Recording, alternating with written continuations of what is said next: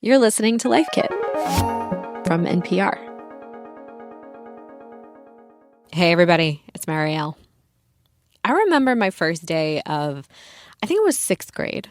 I showed up in this cute outfit that I had loved the day before. If I remember right, there was a plaid skirt and a maroon cardigan. I was stylish, but then I got to school and all the girls were wearing gym shorts and athletic sneakers. And I was like, what? Did I miss the memo? Like, I suddenly felt so self-conscious about my clothes, like a total outsider.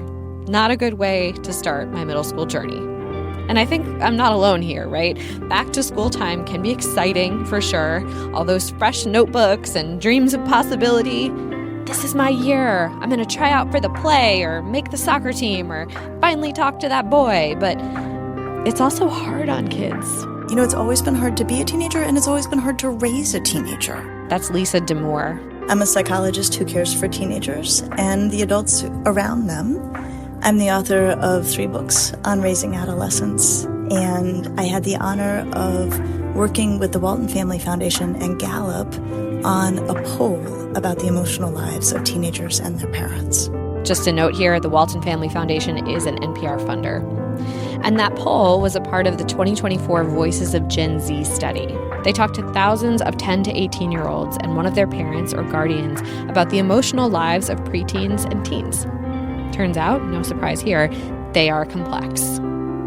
The study found, for example, that nearly all of the children polled felt happy the prior day, but 45% also felt stressed, 38% felt anxious, and 23% felt sad. Kids today aren't just thinking about their classes or fitting in with their schoolmates. They're also thinking about fitting in with all the other kids on social media. And the parents of those kids have a lot to think about too. Parents worry about how kids are doing in school. They worry about social media. They worry about what's ahead for their kids. So everybody is navigating a complex environment with both old and new concerns. On this episode of Life Kit, reporter Andy Tagle talks with Lisa D'Amour about how to prepare emotionally as your teens and preteens head back to school. We'll talk about how to let your kids come to you about tough topics, what to do after a bad day, and how to set boundaries around social media.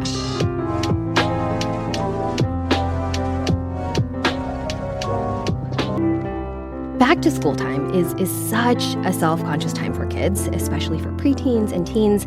I don't have a teen at home personally, but I used to be one, and I do not miss those first day jitters, let me tell you. I'm remembering wearing your new shoes or your new backpack and hoping that you made the right choices and that your friends think that you're cool, and just feeling so aware of every aspect of my body and my language and everything. Can we start there? Can you talk to us a little bit about some of the anxieties that kids these days are facing as they return to school? Absolutely. Well, there's the timeless ones and then there's the timely ones, right? So what you described, I don't think any of us would sign up to do 7th grade again or 8th grade again. I wouldn't wish it on my worst enemy. Absolutely not, Lisa. It's always been hard. You know, there's so much transition. You're so worried about where you fit in. Your body, like you said, is changing and you have no control over where this is all headed. It's braces, it's bras, it's all of the above. And I think nobody is comfortable for quite a while. And then on top of that, we have the timely challenges that young people now face, right? We're asking a lot of them academically. They are trying to navigate a social media environment that can be very, very taxing for them. And young people worry about big things. When I was in the 7th and 8th grade, I was actually not worrying about world peace, what was happening with the environment. Those concerns were not on my mind at all.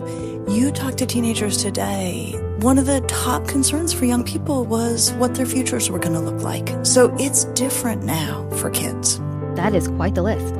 And what about the other side, for the parents of tweens and teens today? It's no walk in the park either. What are some of the big burdens they're carrying during this time? What are parents most worried about?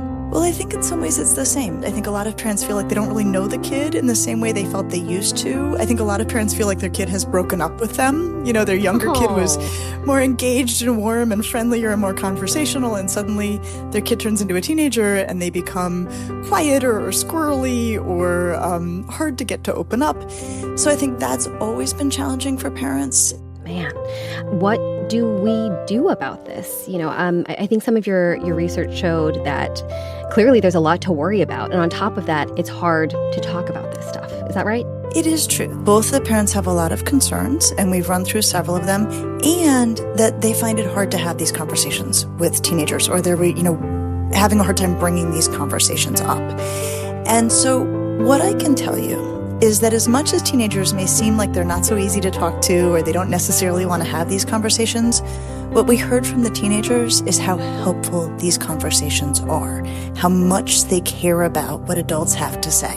So my advice to anyone caring for a teenager is go ahead and try to have this conversation about whatever it is you're worried about. And the best way usually to make it happen is to listen for when your teenager brings it up. So parents and caregivers can worry about things like school. They can worry about things like mental health. And today's teenagers will talk about those things at home. And so once your kid is talking about it, that is a great time to say, oh, it sounds like your friend's having a hard time at school. How are things feeling for you at school? Takeaway 1. Teens have a lot on their plates these days. Even if it doesn't seem like it, they do want to talk about it. You just might have to let them come to you first. If they don't, you could try scheduling some time with them. Look for them to open those up, because that's when teenagers are going to be most receptive to what adults have to say, or even questions from adults about those things. Sometimes, though, parents and caregivers find that the thing they want to talk about just isn't coming up. In those moments, what I recommend is looking for a place on your kid's calendar, which can feel like a funny thing to look for. But I think what we want to say to a kid is, hey, I was thinking about your, start of your school year and how it's going. I have a few questions. I have a few thoughts. Can we talk about it now, or is there a time in the next day or two where we could talk about it? So giving them a chance to adapt to the idea that there's going to be a conversation about this tends to make those conversations go better. Okay, so let them open the door. Don't blindside them with the conversation. I love that. Those are really good tips. Anything else? Any other approaches for these types of conversations? Well, I think sometimes it happens that parents or caregivers share information with a teenager like, okay, you need to get your backpack all ready for the school year day tomorrow. We don't want the first day to be, wild in the morning. And the teenager or the tween will roll their eyes when the adult does it. Here's what's usually happening. Young people, teenagers, their job is to become increasingly independent. And so if we say to them, hey, you need to go, get your backpack loaded, and they go, that is a great suggestion. I'm so glad you mentioned that. I really appreciate the guidance. That would be weird. That would be weird. What is much more expectable is that they're going to roll their eyes and they're going to do it. But so long as they're doing what we ask, even if they're kind of grousing about it, even if they're rolling their eyes, I think adults should accept that they have found a way to both be compliant without seeming like a goody two-shoes. Wow. Embrace the eye roll is what you're saying, Lisa. Embrace the eye roll. I have a lot more patience for eye rolls than most adults do. Wow. Okay, well, I'm going to have to bring that home to my mother. Takeaway 2. Look, your relationship with your kid is going to change during this transition period because they're changing. That's a good thing. It's natural to feel like you're going through a breakup with your kid. That's normal development. Embrace the eye roll. In the Gallup poll you worked, you found 1 in 3 Gen Z kids feel they have to be perfect. Middle school and high school can feel like a time a teen needs to be perfect. The rest of their life is depending on how they do. How can parents support a kid whose perfectionism flares up around school? The goal is not to try to give them guidance about how they can be more perfect or what they could do to prevent mistakes. Mistakes are a done deal. The goal is to help them understand that mistakes are inevitable. We all have our shortcomings.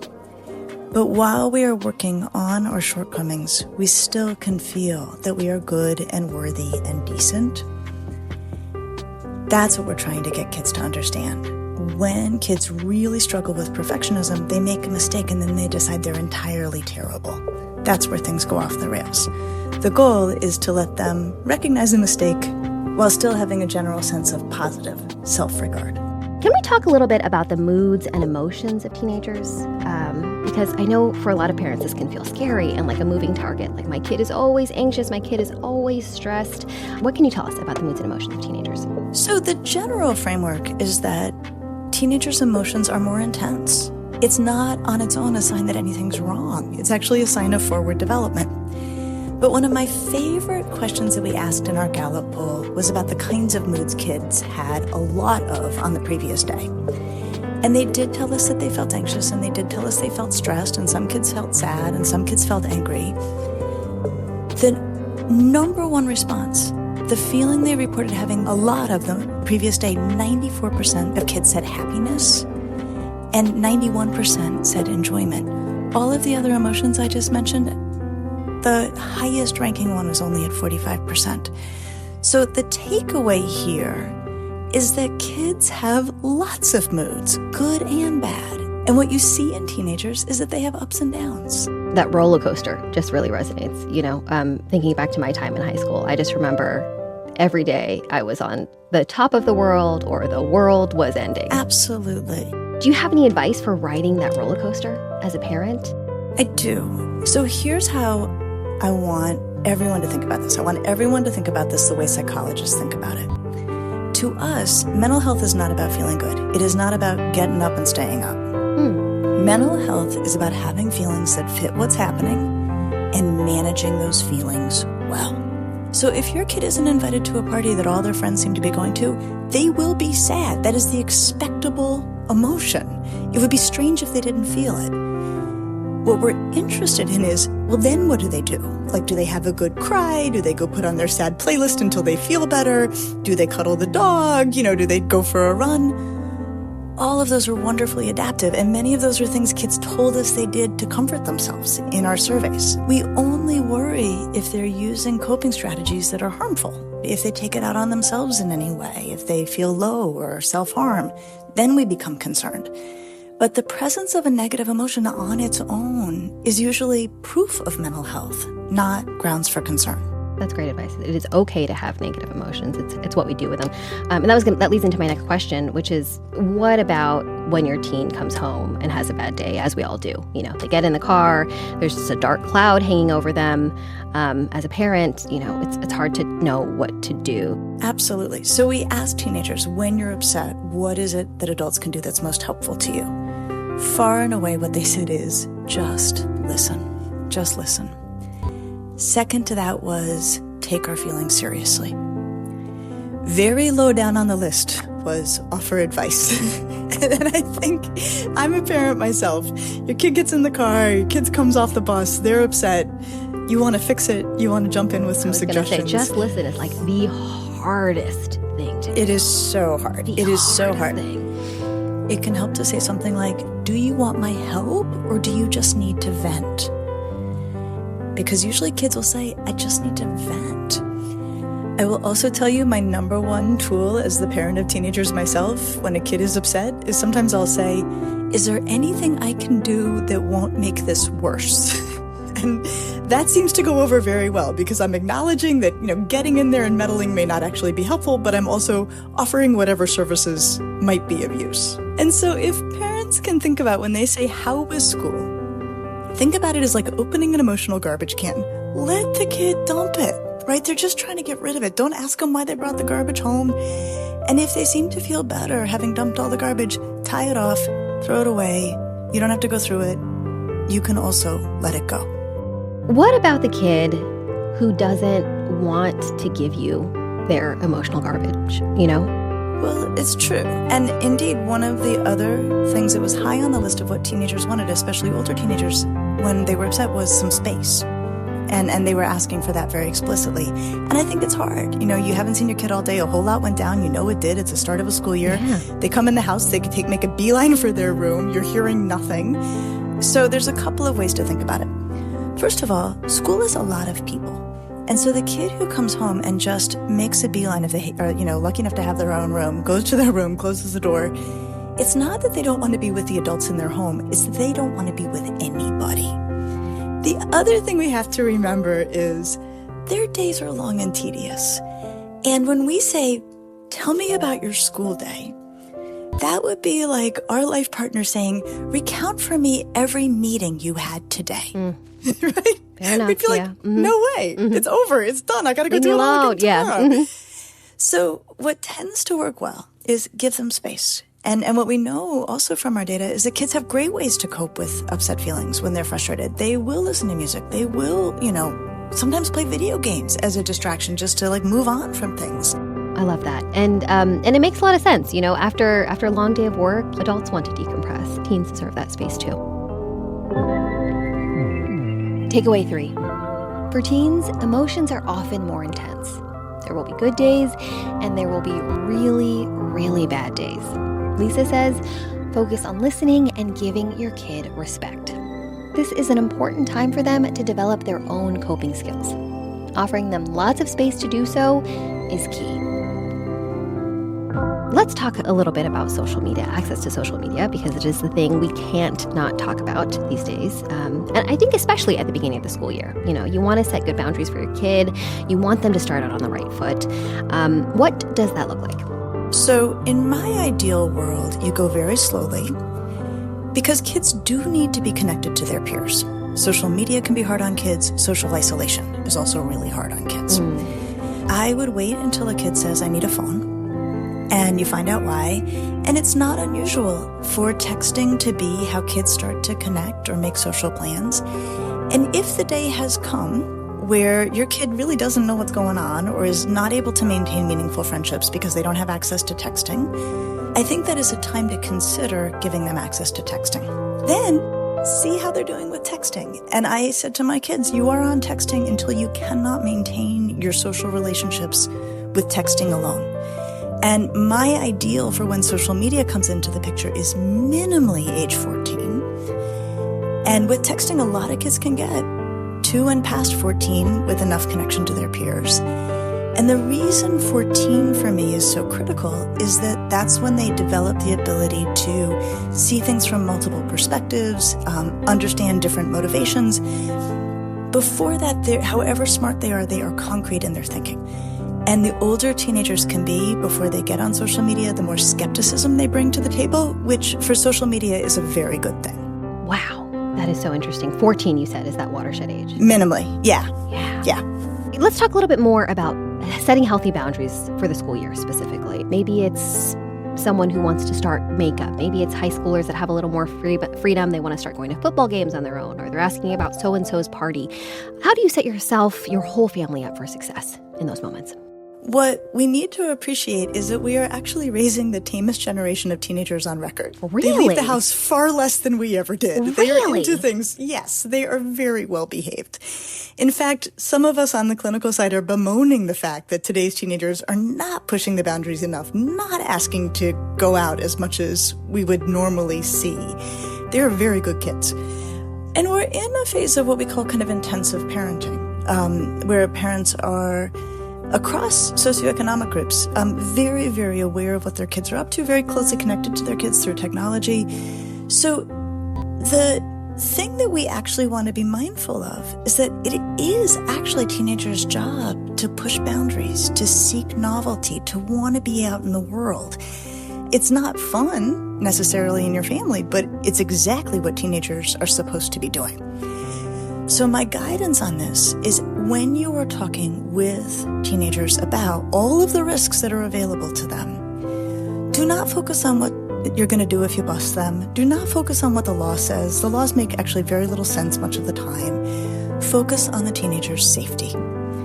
So if a teenager says to you, what are you going to do if you catch me smoking weed? You can say, look, me catching you, that is the least of your concerns. Here's my worry.